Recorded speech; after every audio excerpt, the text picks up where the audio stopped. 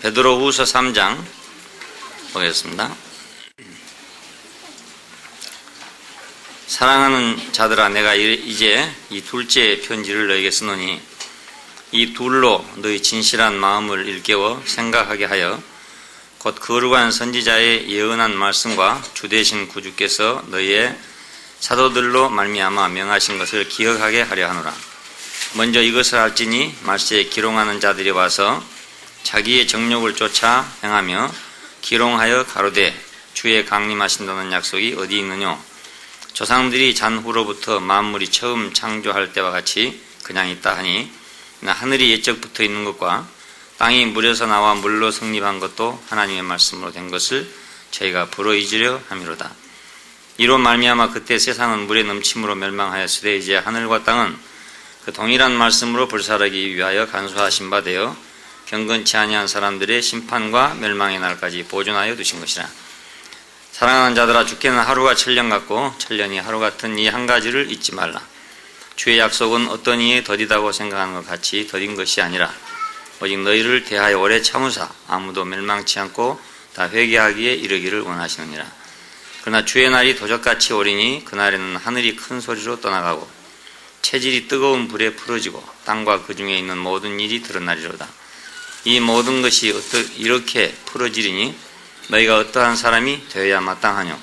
거룩한 행실과 경건함으로 하나님의 날이 임하기를 바라고 간절히 사모하라. 그날에 하늘이 불에 타서 풀어지고 체질이 뜨거운 불에 녹아지려니와 우리는 그의 약속대로 의에 거하는 바 새하늘과 새 땅을 바라보도다. 그러므로 사랑하는 자들아, 너희가 이것을 바라보나니 주 앞에서 점도 없고 흠도 없이 평강 가운데서 나타나기를 힘써라. 또 우리 주의 오래 참으심이 구원이 될 줄로 여기라.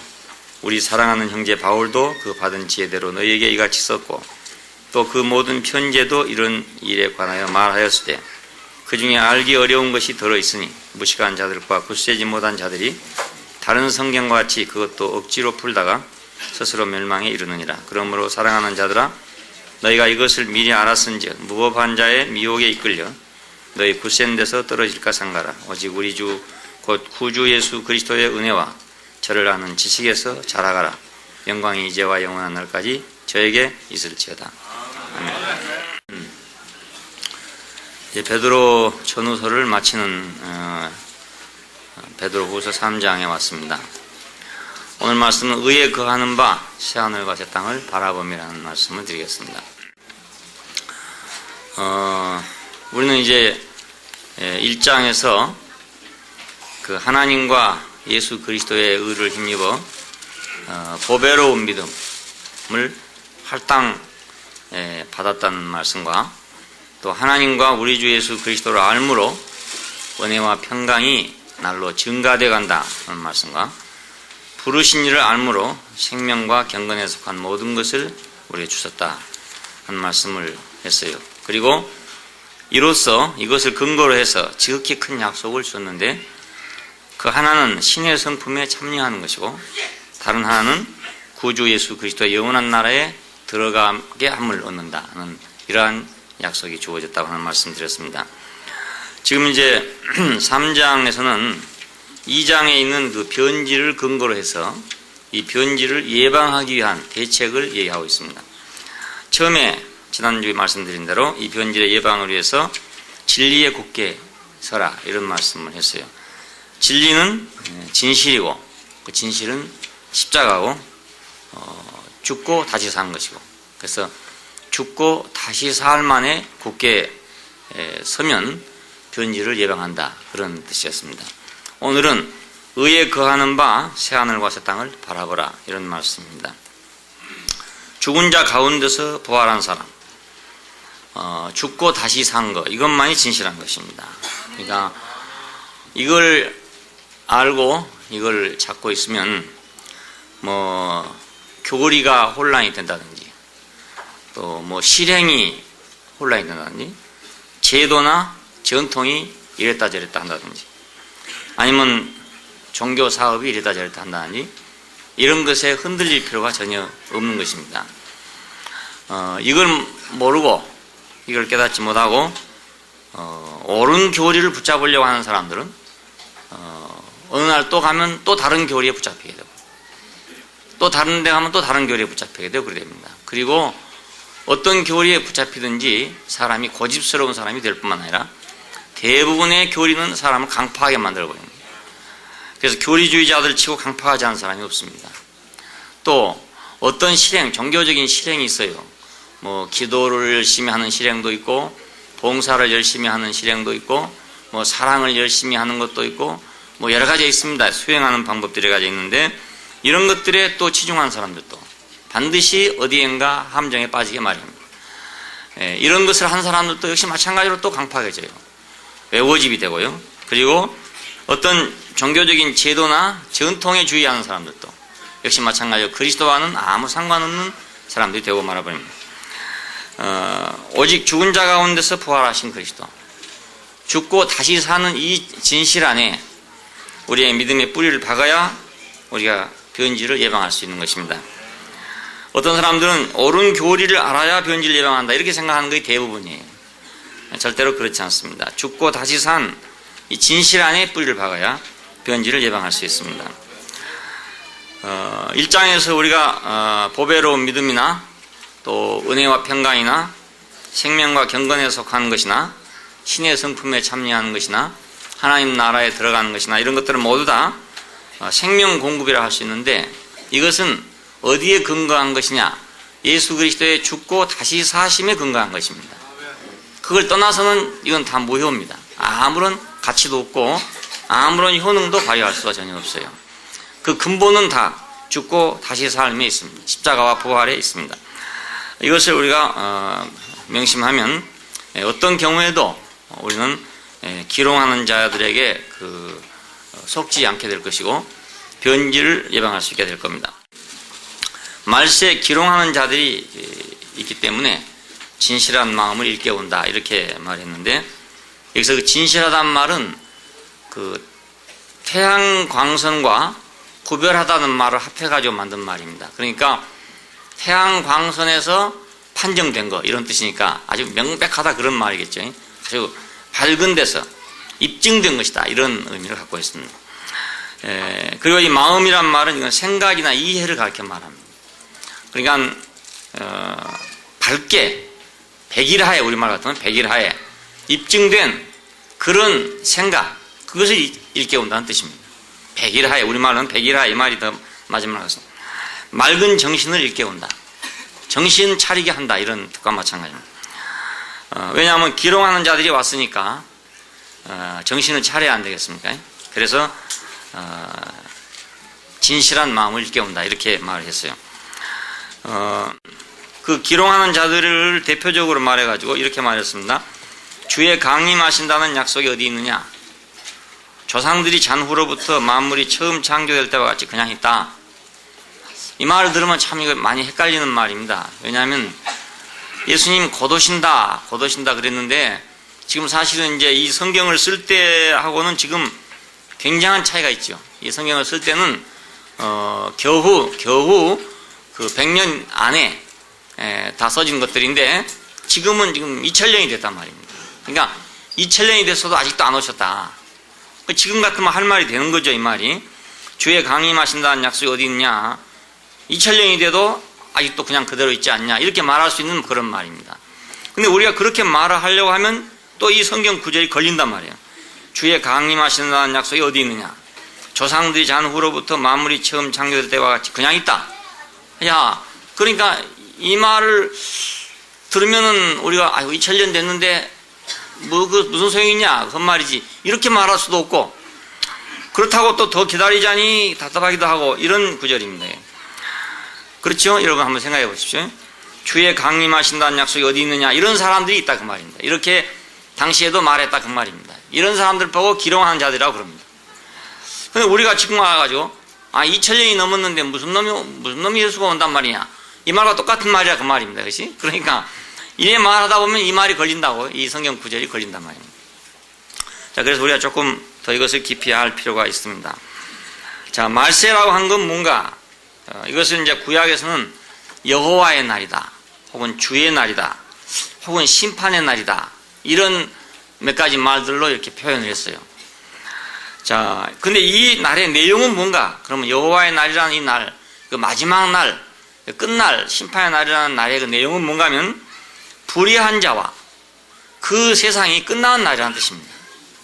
그냥 이렇게 도수가 돌아가서 태양이 몇 바퀴 돌아갔기 때문에 이제는 더 이상 있을 필요가 없어서 지구가 멸망한다든지 시간이 다 돼서 지구가 다 식어버렸다 이런 뜻이 아니라 불의한 자와 그 세상이 끝나는 날을 의미합니다. 예, 불의한 자와. 그러니까 이건 자연과학적인 그런 말이 아니죠. 예, 우주과학이나 이런 거에 속한 그런 말이 아니라 이것은 인격에 속한 말이에요. 불의한 자가 끝나는 날이다. 불의한 자가 심판을 받는 날이다.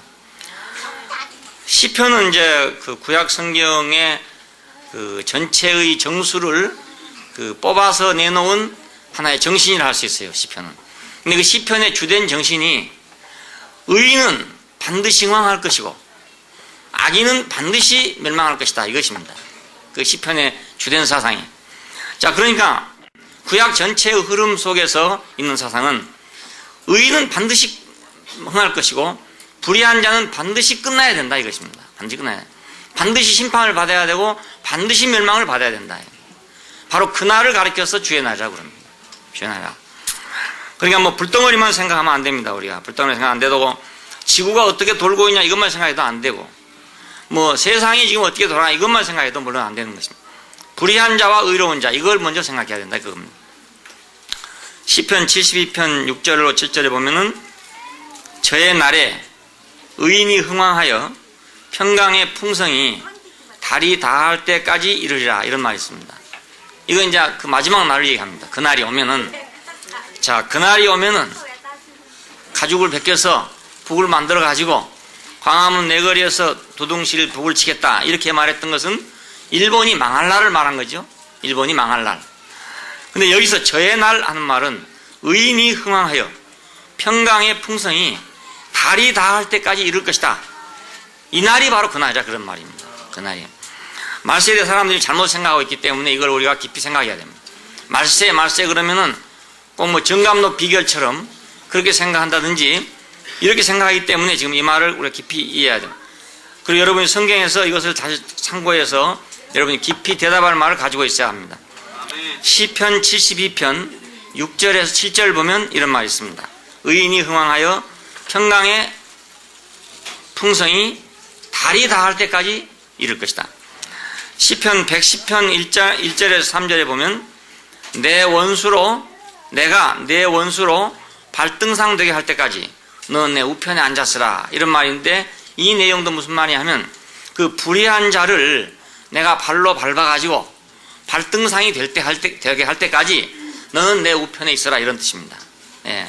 불의한 자를 반드시 징벌하겠다 이런 뜻이죠. 또 시편 118편 26절에 보면 여호와의 이름으로 오는 자가 복이 있으며 이런 내용의 말이 있습니다. 여호와의 이름으로 오는 자가 복이 있다. 그러니까 불의한 자의 이름으로 오는 자는 저주를 받을지어다 이런 말이죠. 바꿔 말하면.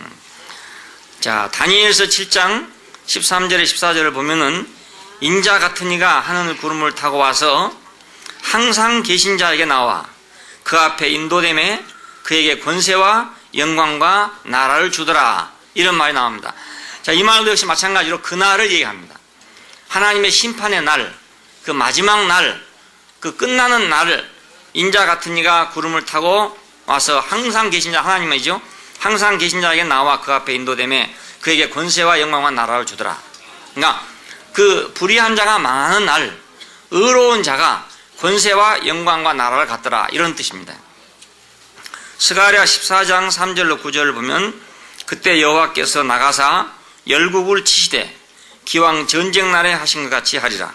그날에 그의 발이 예루살렘 앞 곧 동편 감람산에 서실 것이요 감람산은 그 한가운데가 동서로 갈라져서 매우 큰 골짜기가 될 것이고 그 절반은 북으로 절반은 남으로 갈라질 것이다 이런 말이 나옵니다. 이때 이것이 그 마지막 날이라는 뜻입니다. 마지막 날에 심판의 날에 이렇게 할 것이다 그 뜻입니다. 그러니까 하나님의 심판이 예루살렘에 이르게 될 때 감람산을 중심으로 해서 남북으로 갈라질 것이다 이런 말이거든요.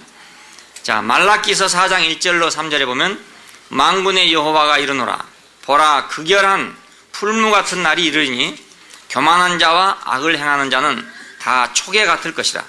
내 이름을 경외하는 너희에게는 의로운 해가 떠올라서 치료하는 광선을 발하리니 너희가 나가서 외양간에서 나온 송아지같이 뛰놀 것이다. 이런 말이 나옵니다. 자, 이 모든 말을 이렇게 종합해 볼 때 이것은 전부 그날이란 말이, 그 주의 날, 그날, 여호와의 날, 마지막 날, 소위 말세라는 그 말이 무슨 말이냐면 불의한 자를 징벌하는 날이라는 뜻입니다. 불의한 자를 징벌하는 날이다. 자, 우리는 말세가 그냥 단순히 어떤 사람들이 재수 좋게 용케 꿈꿔가지고 아니면 뭐 기도해가지고 알아맞혀서 자기들만 쏙 빠져나가는 그런 날이 아니다 그 말입니다. 예, 그 얌체 같은 사람들이 가는 날이 아니고 불의한 자들이 끝나는 날이다 이 말입니다. 예, 불의한 자가 망하는 날이고 의로운 자가 나라와 권세와 영광을 갖는 날이다. 이것이 말세라 그 말입니다. 말세란 말이에요. 예, 신약에 오면은 이제 특별히 요한계시록이나 서신서에 다소 그런 말이 나오지만은 이제 결정적인 것은 요한계시록에 이 마지막 날에 관한 것이 이제 극처럼 이렇게 묘사가 되었고 있어요. 그의 마지막 절정이 크고 흰 보좌의 심판이라는 것입니다. 소위 우리가 백보좌의 심판이라 하는 건데, 이제 마지막 보면은 그 사탄이 아주 무적행에서 다시 나와가지고 또 잠시 동안 활동을 하다가 완전히 영원한 불못에 들어간다 하는 데가 백보좌의 심판이고, 어린 양의 생명책에 기록되지 아니한 자들이 다 불못에 던져지더라 하는 말이 나옵니다. 이것이 마지막 심판을 가르쳐 말합니다. 자, 이 내용 역시 마찬가지로 어린 양의 생명책에 기록되지 아니한 자, 첫날부터 지금까지 하나님의 사람들을 속이던 자가 영원한 불못으로 들어간 날이라는 뜻입니다. 영원한 불못으로 들어간 날입니다. 자, 이 문제에 대해서 그런데 1차 세계대전이 끝나고 난 후에 재림에 관한 많은 사람들의 그 생각이 서적으로 출판이 됐다고 합니다. 나도 다 읽어보지 않았지만 이런 것에 대해서 아주 심취하고 많이 읽은 사람도 있어요.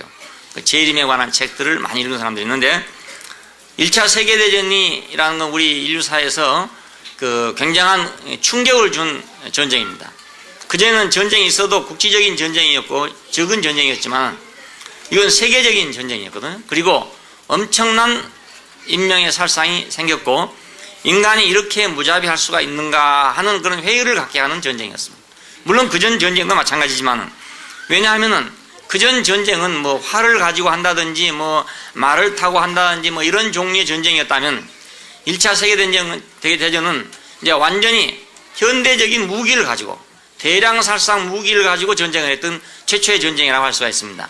그렇기 때문에 여기서 이제 인간성에 대한 회의가 생기게 됐어요.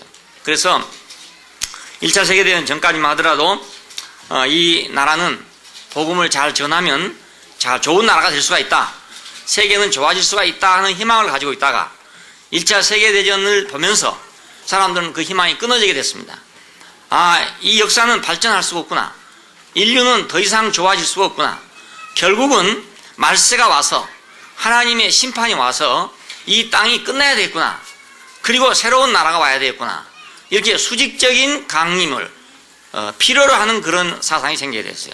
그래서 재림 사상이 이제 막 불릴듯 일어나게 되고, 사방에서 내놓으라 하는 사람들이 모두 뭐 꿈꾸는 사람들, 뭐 계시를 본 사람들, 아니면 성경을 연구한 사람들, 뭐 이런 사람들이 나와가지고 이런 종류의 많은 책들을 내서 사람들이 막 말세에 대해서 긴박감을 갖게끔 됐다 그 말입니다. 우리 어렸을 때만 하더라도 이런 영향력이 이제 계속 있었어요. 그때 2차 대전 때였지만은 이런 영향이 있어서 2000년대가 되면 예수님이 재림하실 것이다, 다시 오신다, 다시 말하면 말세가 온다, 이렇게 공공연하게 얘기를 했어요. 왜냐하면 여기 오늘 읽은 성경 말씀이 바로 그 근거가 되는 겁니다. 8절에 보니까 사랑하는 자들아, 주께는 하루가 천년 같고 천년이 하루 같은 이 한 가지를 잊지 말라. 그러니까 뭐 주후 500년 뭐 천년 이렇게 지나도 안 오시니까 이제 이 성경 구절이 적용된 거죠. 이것은 이틀이라는 얘기구나, 2000년이라는 얘기구나, 하루가 천년이라고 했으니까 곧 오신다는 말은 내일 온단 말이고 오늘하고 내일 하면 2000년 아닌가, 이래서 2000년이라는 계산이 나오게 됐던 것입니다. 예. 그래서 우리는 생각할 때 어렸을 때도 그렇게 생각했어요. 교회 다니면서 그래 2000년쯤 2000년에는 예수님이 재림하는 모양이다 이렇게 생각했어요. 막연하지만. 근데 지금 우리는 2003년에 살고 있습니다. 그래서 이 재림에 관한 그 사상을 많이 퍼뜨렸던 사람들이 지금 주춤하고 있습니다. 여러분 이제 부흥회 같은 거 포스터를 봐보십시오. 2000년 이전까지는 전부 재림에 관한 포스터 굉장히 많이 들어있어요. 때가 가까웠다, 뭐 회개하라, 뭐 이런 말이 많이 들어있어요. 근데 2000년이 딱 자정이 넘어가면서부터 이 사람들이 멍해지기 시작했어요. 그래서 뭐 할 말이 없게 됐다고요. 그래가지고 이제 부흥의 방향이 이제 딱 흐리멍텅하게 되고 말았죠. 왜냐하면 지금 2003년이 되고 말았으니까, 예, 이런 실정이 되게 되었습니다. 그러니까 우리는 이에 대해 정확한 것을 우리가 알고 있지 않으면 안 되는 이유가 바로 거기에 있습니다. 잘못 알면 그렇게 된다, 그럼.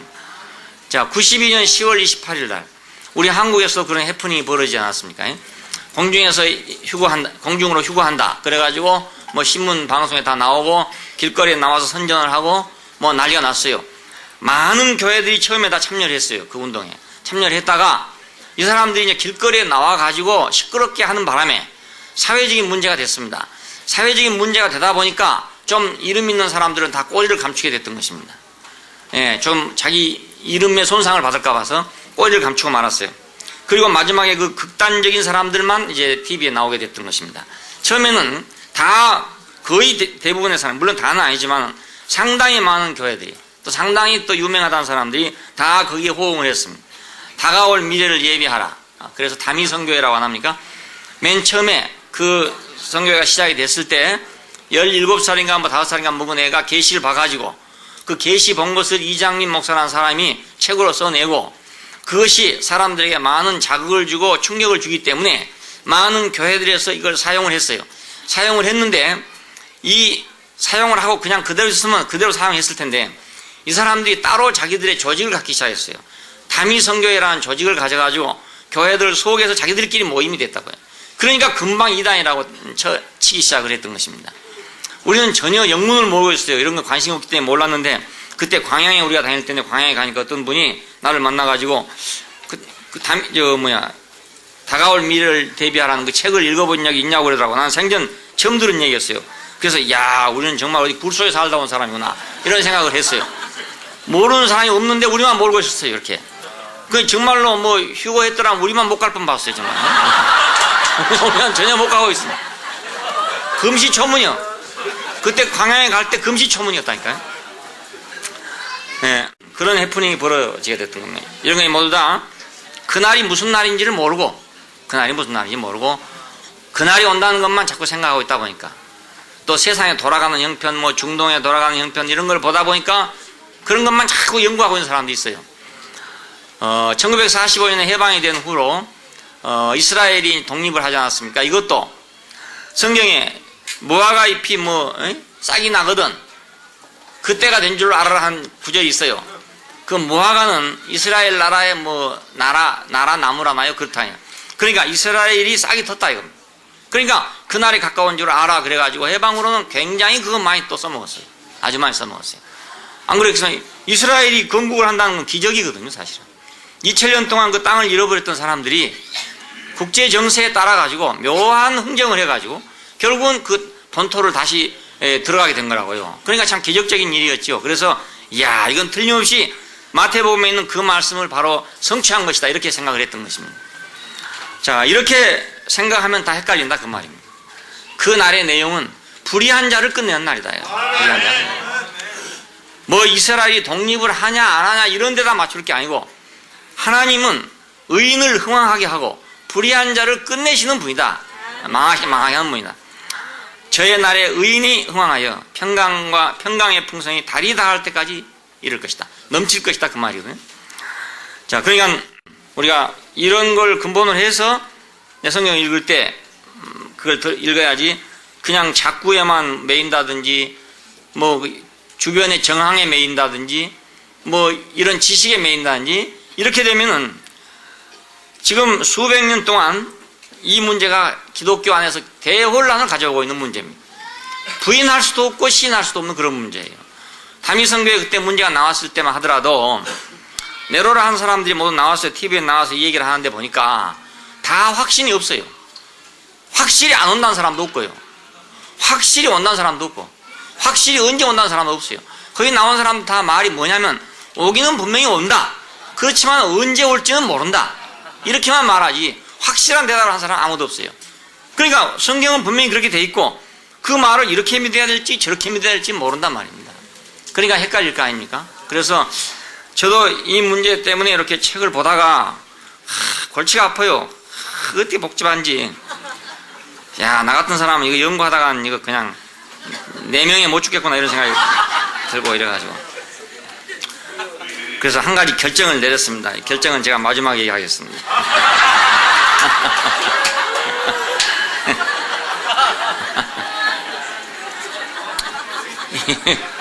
그 주님의 오심에 관한 그 사상이 그 다니엘서에서부터 출발한다 그럽니다. 그래서 이제 계시록을 연구한 사람들은 다 다니엘서를 가지고 연구를 해요. 여기서 이제 70일에란 말이 나옵니다. 70일에 70주간이란 뜻이죠. 1회가 7일이니까 70주간. 70주간이 차면은 이제 그 마지막 날이 된다. 이런 말이 됩니다. 70주간이 차면. 70일회가 차면. 근데 70일회의 69일회까지는 다 지나갔다 그럽니다. 다 지나가고 마지막 한 일회가 남았다 이겁니다. 한 일회. 그 한 일회를 7년으로 생각해서 요한계시록도 그렇게 써있어요. 1260이라는 말이 나오는데 이것은 3년 반을 얘기합니다. 그러니까 전 3년 반, 후 3년 반 그렇게 얘기해요. 그러니까 7년을 둘로 쪼개 가지고 그 전 3년 반은 어떻고 후 3년 반은 어떻다.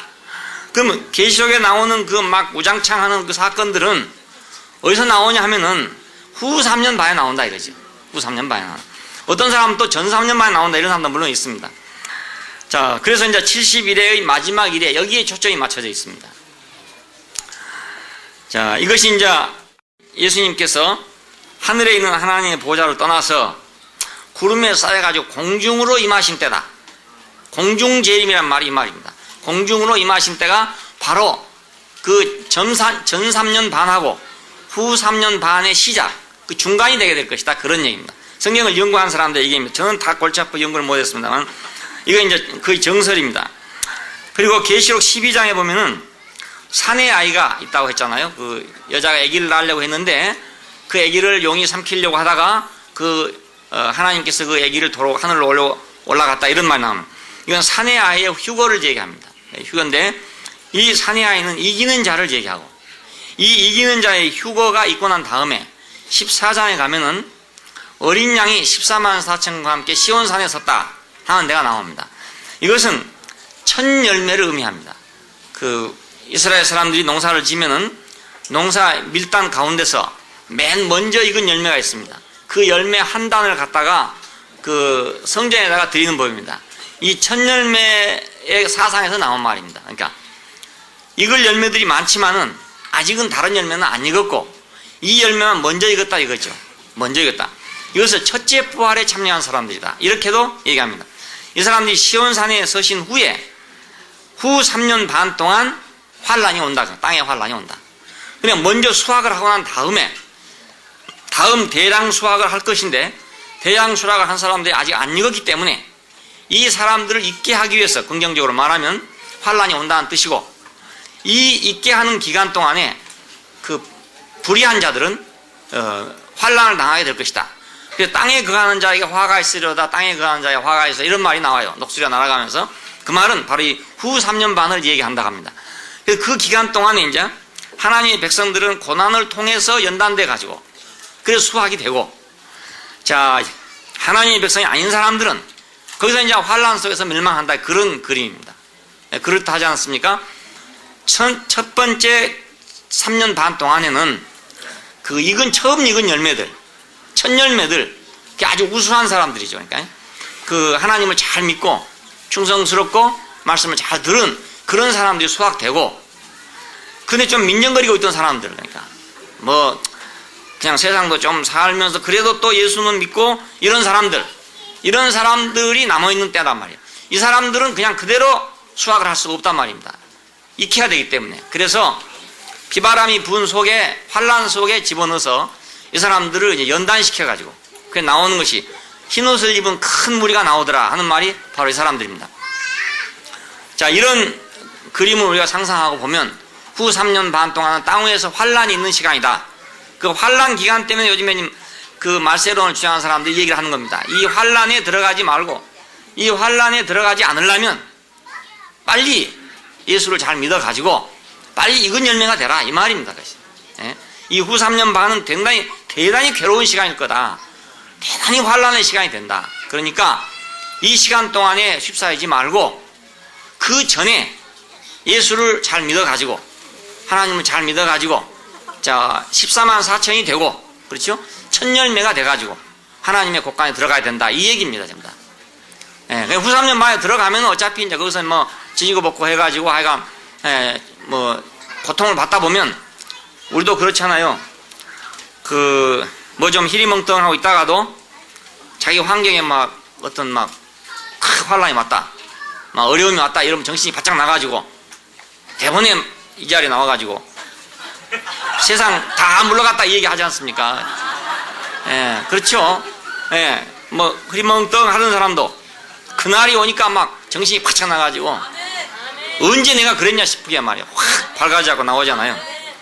어차피 환란이 오면 그렇게 된다 그 말입니다. 그러니까 그것도 좋지만 그러기 전에 좋은 말 할 때 들어라 이런 얘기. 그러기 전에, 그러기 전에, 예, 조선말로 할 때, 좋은 말로 할 때 들어라. 왜 하필이면 그렇게 환란을 당하고 나오냐 이런 말이죠. 그 말입니다. 예. 예. 그러니까 이제 좋은 말로 할 때 그렇구나 하고 이건 세상은 별 볼 일이 없는 거구나. 나는 이거 아무것도 아니구나. 나는 흙덩어리에 불과하구나. 나는 주님을 위한 하루가 세상에 1000년을 사는 것보다 낫구나. 이렇게 미리 알면 그 환란 속에 안 들어갈 텐데 그래도 그렇지 뭐 이웃집 사람은 이렇던데 뭐 저렇던데 뭐 이렇게 하고 있는 사람들은 한 방 맞아야 정신이 난다 이 말이지. 예, 후 3년 반이라는 건 그 시기를 얘기합니다. 후 3년 반이라는 건 쉽게 얘기하면 그렇습니다. 자, 이것 때문에 이제 막 부흥회를 하는 거예요. 해가지고 첫 열매가 되라. 첫째 부활에 참여한 자들은 복이 있다. 이게 되라 그 말입니다. 중요한 말입니다. 왜냐하면 어떻게 오시냐면 도적같이 임할 거니까. 미리 예고하고 몇 월 며칠 날 온다 이렇게 오면 그때 준비하면 되지만 도적은 예고 없이 오는 거 아닙니까? 그러니까 도적같이 그날이 올 것이다. 그러니까 항상 예비를 하고 있어야 된다 이겁니다. 항상 예비하고 있어야. 하늘이 큰 소리로 떠나갈 것이다. 이렇게 이건 모두 시적인 표현이에요. 하늘이 큰 소리로 떠나간단 말이 구약에서 이제 쓰던 그 용어들입니다. 용어들. 그러니까 어떻게 하늘이 큰 소리로 떠나가겠어요? 하늘이 떠나간다는 말도 있을 수가 없잖아요. 우리가 그냥 생각하면 말이 안 되는 말인데 시적으로는 이게 가능한 말이잖아요. 하늘이 떠나간다. 하늘이 떠나간다. 어떤 걸 표현하기 위해서 이런 말을 쓴 겁니다. 그리고 상태는 어떤 상태냐면 체질이 뜨거운 불에 풀어질 것이다. 그럼 체질이 이건 사람의 체질만 그런 게 아니고 땅이고 모든 것이 다 불에 녹아버릴 것이다 이런 뜻입니다. 체질이 뜨거운 불에 풀어질 것이다. 아주 시적인 말입니다. 체질이 뜨거운 불에 풀어질 것이다. 땅과 그 중에 있는 모든 것이 다 드러날 것이다. 그러니까 이건 심판을 얘기하는 거죠. 뜨거운 심판을 얘기합니다. 이런 상태가 3년 반 동안에 올 것이다. 이거 이제 대부분의 많은 성경을 연구하는 사람들의 견해입니다. 예, 그리고 이건 이제 성경대로 풀면 다 그 말이 맞는 말이고 그렇습니다.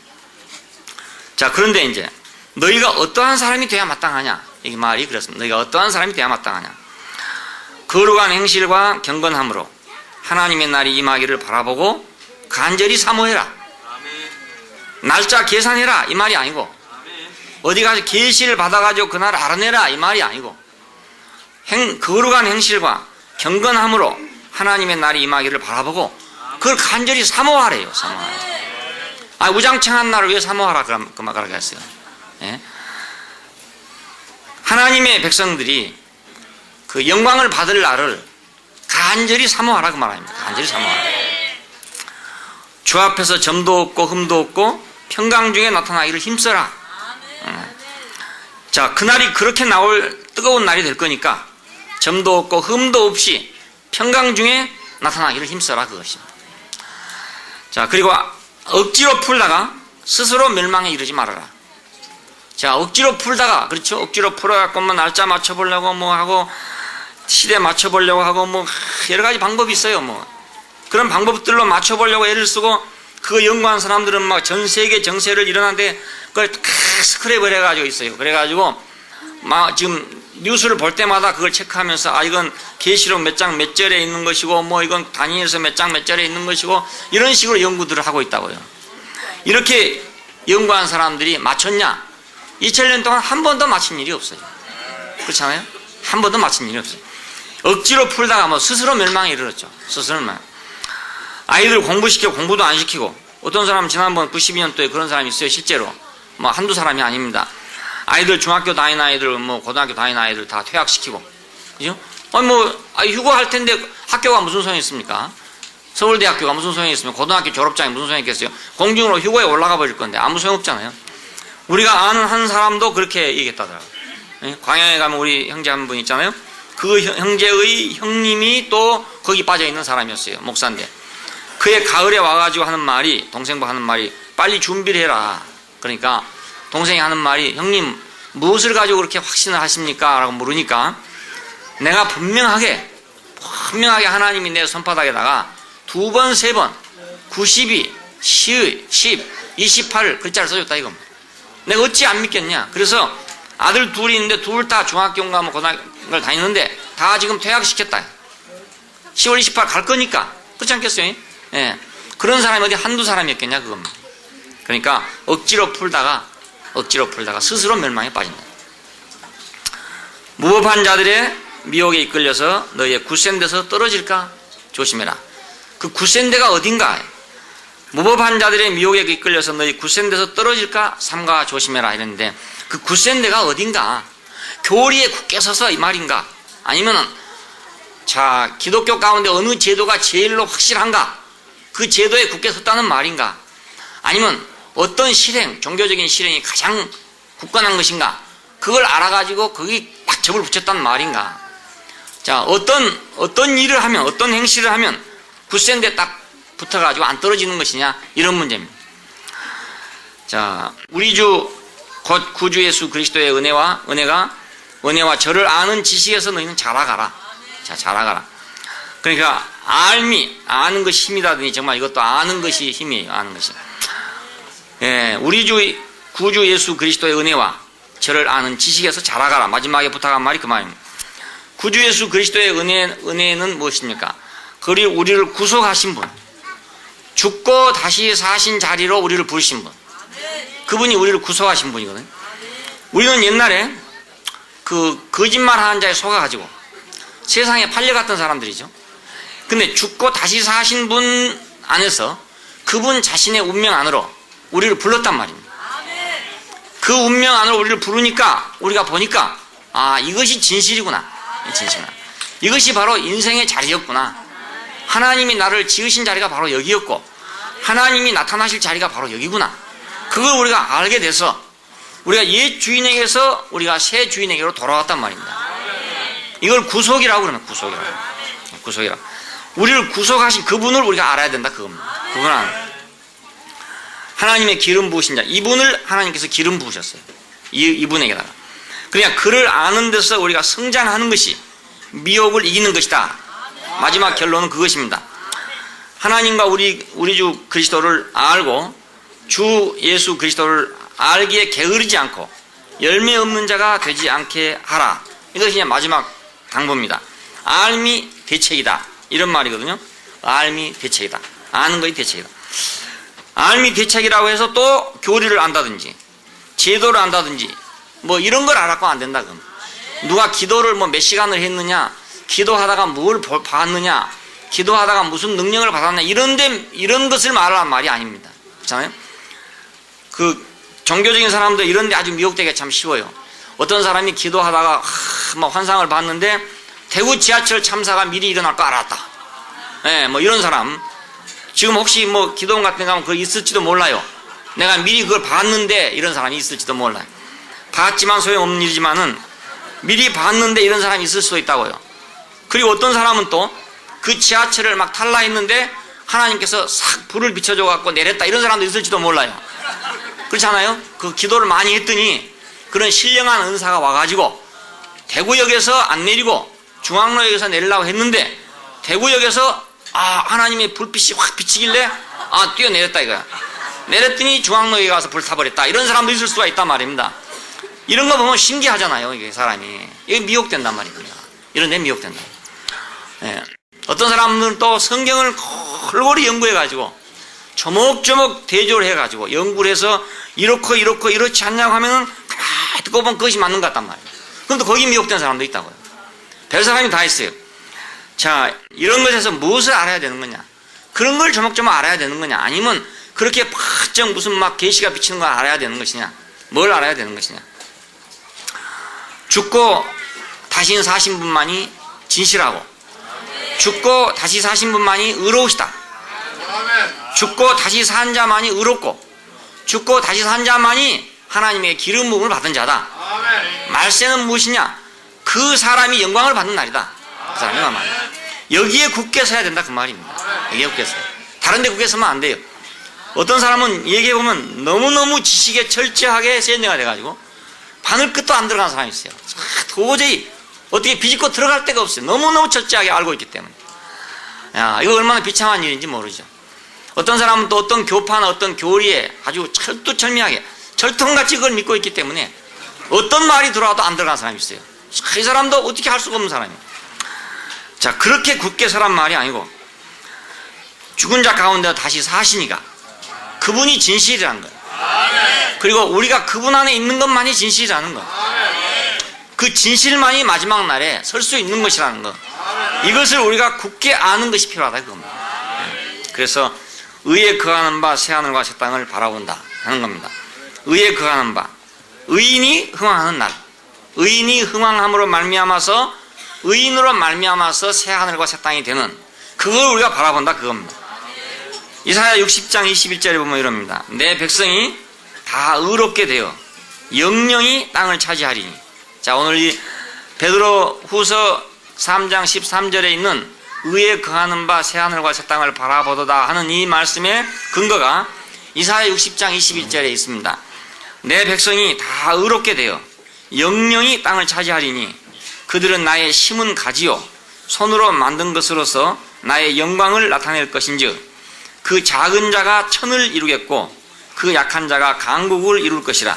때가 되면 나 여호와가 속히 이루리라. 이런 말씀이 있어요. 이 말씀이 이제 지금 베드로 후서 3장 13절에 지금 와서 이렇게 말씀이 된 것입니다. 자, 그러니까 의롭게 되어 내 백성이 의롭게 되어서 땅을 차지한 것, 그것이 영원한 나라 아닙니까? 그것이 하나님의 나라죠. 의롭게 된 사람들이 영영이 땅을 차지하리니 이 사람들은 내가 심은 가지고 내 손으로 만든 것으로서 나의 영광을 나타낼 것인즉 그 작은 자가 적어도 천을 이룰 것이고 그 약한 자가 적어도 강국을 이룰 것이라. 때가 되면 나 여호와가 속히 이것을 이룰 것이다 그겁니다. 예, 의롭게 된다. 예, 의롭게 된다. 의인이 통치하는 나라가 온다. 의인이 통치하는 세계가 온다. 의인이 영광받는 나라가 온다 이거죠.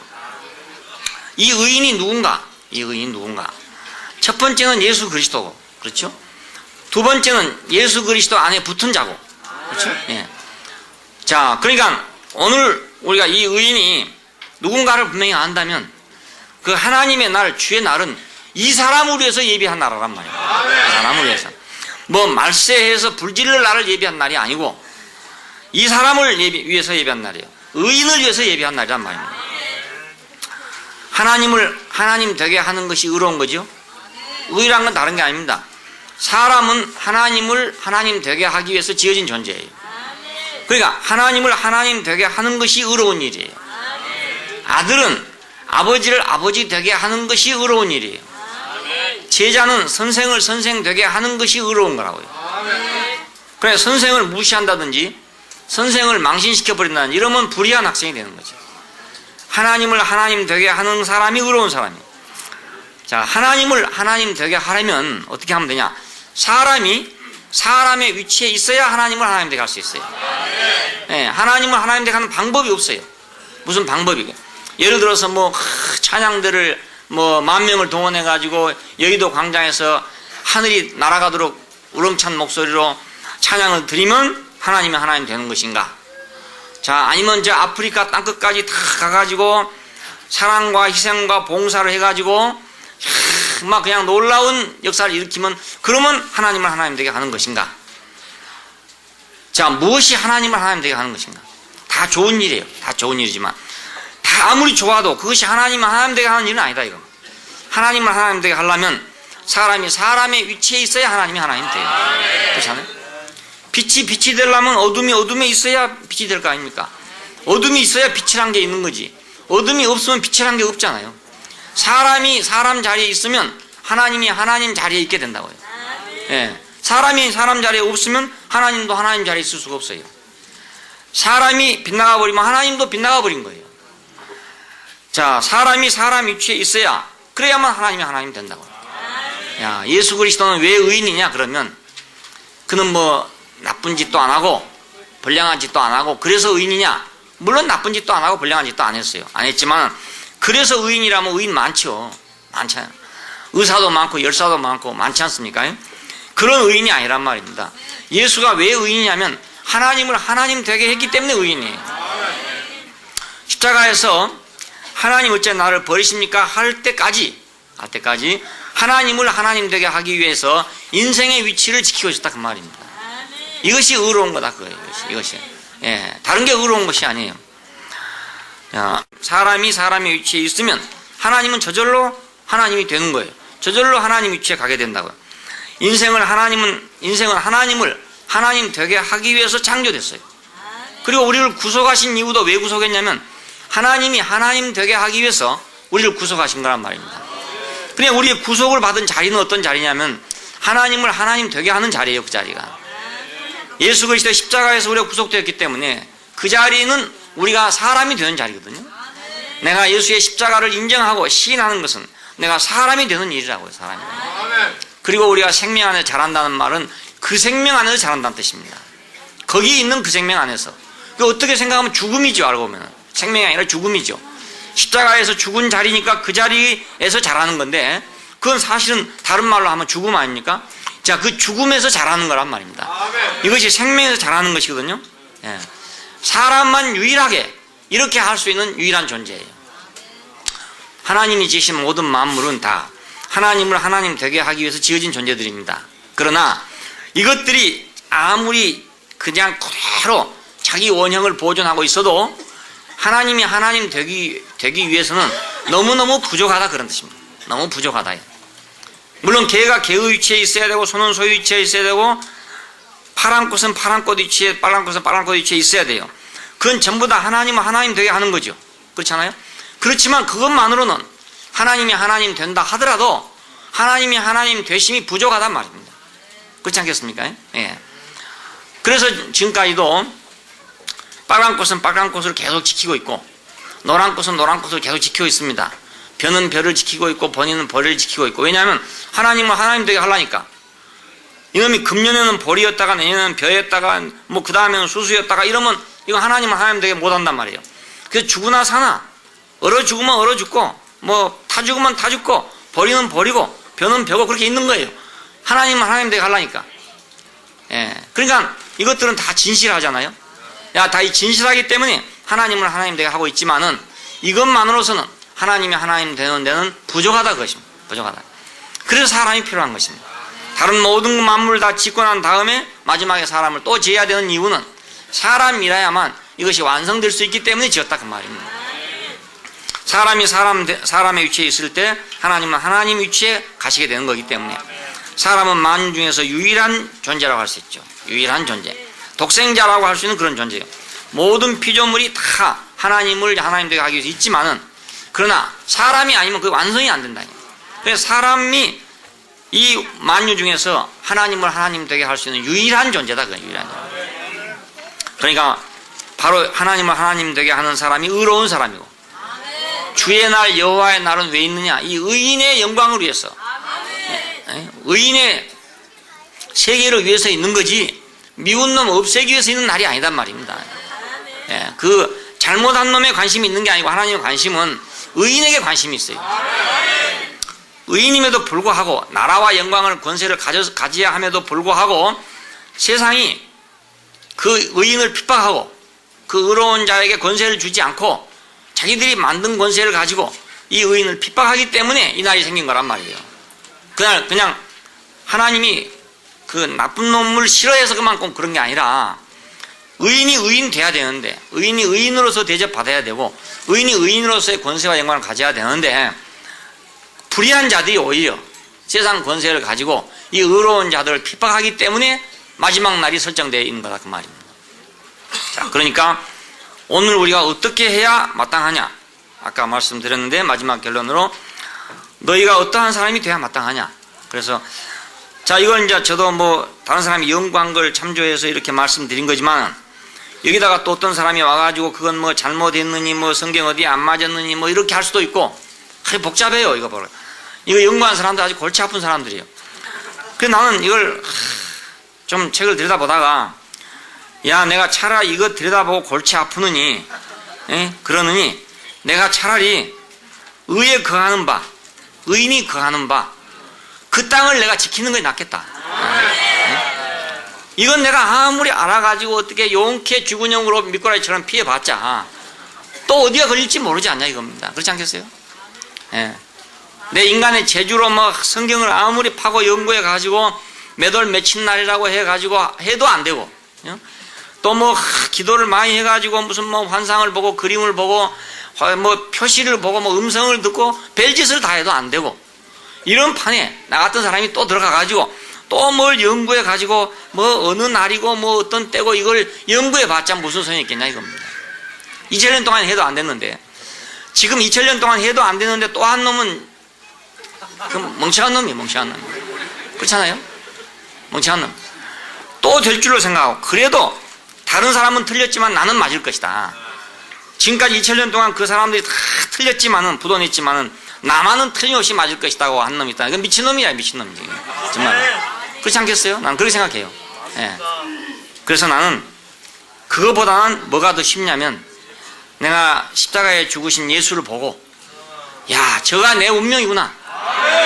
그것이 기왕에 나한테 발견되었으니까 나는 말세가 내일 오든지 모레 오든지 글패 오든지 안 오든지 간에 나는 이것이 내가 지켜야 될 자리고, 이것이 내 몫이고, 불덩어리가 오든지 안 오든지 그건 나하고 무슨 상관이냐.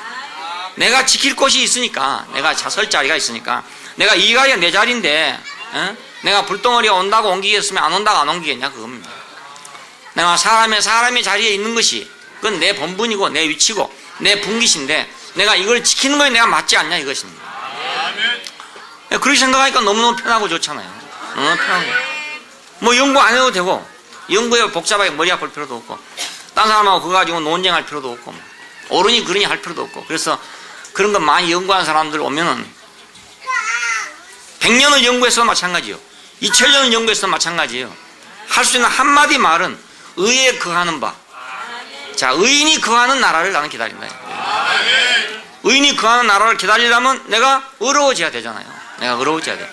내가 의로워지려면 하나님이 예수 그리스도를 십자가 위에 놓으신 그 자리에 내가 있어야 되는 거 아니냐. 그것만이 내가 의로운 길이니까.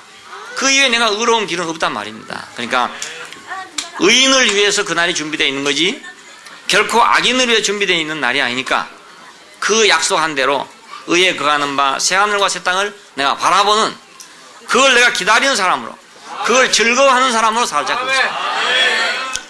그날이 오면 어찌할까 하고 두려워하는 사람으로 살 것이 아니라 그날을 기다리는 사람으로, 그날을 소망하는 사람으로. 왜냐하면 그가 권세와 영광과 나라를 얻는 날을 기다리는 것이니까, 예수 그리스도가 권세와 영광과 나라를 얻는 날을 기다리는 사람으로 우리가 살자 그것입니다.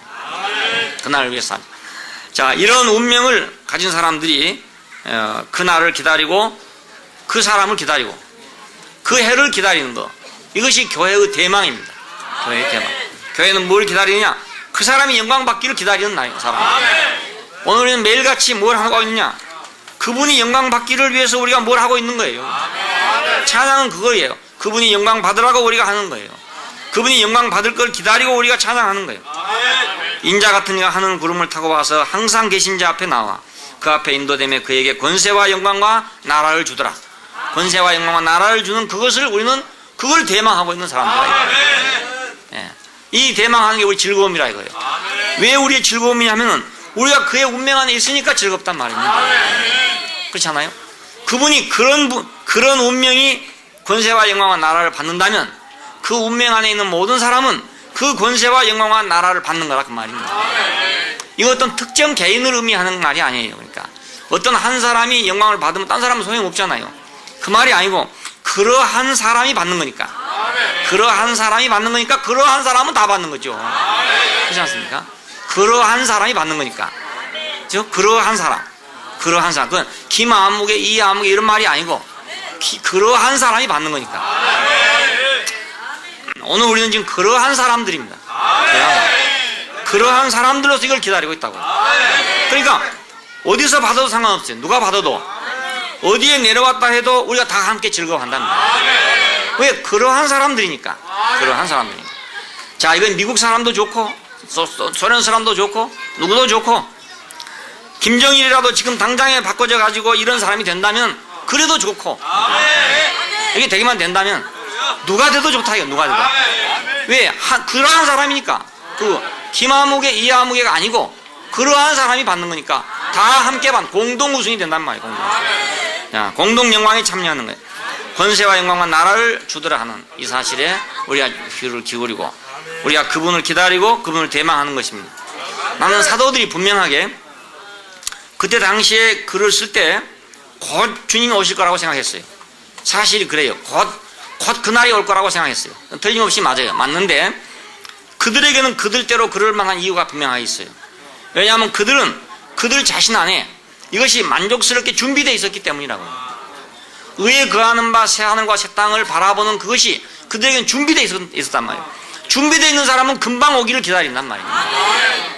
내가 시험 준비가 딱 되어 있으면은 시험 빨리 보기를 원해요. 빨리. 시험 기간이 또 연기됐다 이러면 싫단 말입니다. 내가 준비가 쫙 되어 있는 사람은 당당하게 탁 들어가서 쫙 쓰고 탁 나오기 원할 거 아닙니까? 그러니까 왜 베드로가 이런 말을 했으며 왜 바울이 그런 말을 했냐, 오지도 않을 걸 왜 이렇게 말했냐. 그 사람은 거짓말한 거 아니에요. 거짓말한 게 아니고 자기들은 준비된 사람들이었단 말이에요. 그러니까 오늘 우리 준비된 사람들은 그 영광을 기다린단 말입니다. 그리고 그 사람들은 얼마나 그 어린 양이 십자가에 박힌 죽은 자기들의 구주가 나라와 권세와 영광을 받기를 갈망했겠냐 이거예요. 그 나라와 영광과 그 권세를 갖기만 하면 자기들이 지금 고생하고 있는 핍박받고 있고 멸시받고 있는 그게 다 없어질 거 아니야 이거. 그들은 얼마나 간절하게 사모했으면 곧 올 거라고 생각했겠어요. 그리고 처녀 딸을 가진 사람들에게도 말하기를 딸을 그냥 둬라. 시집 보내지 마라. 괜히 시집 보내 뭐하냐. 임박한 환란이 있는데 뭐 때문에 시집 보내. 이렇게까지 말했겠냐 이거예요. 그들은 얼마나 그리스도를 갈망했으면 그렇게 말했겠냐. 근데 요즘에 말세를 기다린다는 사람들 보니까 그게 아니고 이건 전혀 엉망진창이란 말입니다. 어떻게 하면 계룡산으로 도망칠까 이런 사람들이 모두 모여가지고 말세를 기다리고 앉았고 어떻게 하면 자기들이 피해가지고 남 죽는데 살까 이렇게만 생각하는 사람들이 뭐 요번에 185 열차인가 그 기관사가 키를 빼가지고 자기는 도망쳐 나가버렸대요. 그러니까는 이런 사람들이 한 짓이죠. 이런 사람들이 자기는 어떻게 하면 성경을 미리 연구해가지고 싹 빠져나갈까 환란 날에 빠져나갈까 이 생각하는 거지만은 원자폭탄 떨어지는데 안 죽을 사람 누가 있습니까? 다 죽지. 거기서 성경 잘한다고 안 죽겠습니까? 기도 잘한다고 안 죽겠습니까? 히로시마에 원자폭탄 떨어질 때 거기 예수 믿는 사람 없었겠어요? 다 있었겠죠. 그러니까 부질없는 생각을 버리고 의인이 기다리는 바, 의에 거하는 바, 새하늘과 새 땅을 바라보는 이것이 우리의 정상적인 삶이고 이것이 우리가 진실한 삶이고 그렇습니다. 진실한 마음을 일깨워서 햇빛의 태양광선에서 입증된 그런 이해를 가지고 분명하게 이건 아주 확실히 알아야 될 문제라 그 말입니다. 그 이해를 일깨우기 위해서 베드로가 이 말을 썼습니다. 기도하십시다. 감사하신 아버지 하나님, 이 혼란한 세상 속에서 우리를 부르시고 당신의 그 좁은 길 안에 지극히 제한된 길 안에 그리고 더 이상의 다른 가능성이 없는 길 안에 우리를 부르신 것을 감사합니다. 죽으시고 다시 사신 이 피할 수 없는 자리로 우리를 부르셨음을 감사합니다. 변명할 수도 없고 우리가 이론을 붙일 수도 없는 이 세계 안에 우리를 부르신 것을 감사합니다. 그러나 이 자리가 얼마나 안전하고 이 자리가 얼마나 확실하며 이 자리가 얼마나 진실하고 이 자리가 얼마나 굳센 자리인지, 체질이 다 녹아지고 하늘이 종이축이 말려간다 할지라도 이 진실은 영원히 변하지 아니할 것입니다. 새하늘과 새 땅 안에서 이 진실은 영원히 빛나게 될 것입니다. 나라와 권세와 영광을 얻게 될 것입니다. 주님 우리를 이 굳센 데 이르게 하여 주신 걸 감사하고, 이 굳센 걸 붙잡게 하여 주신 걸 감사합니다. 주 예수님 이름으로 기도드립니다. 아멘.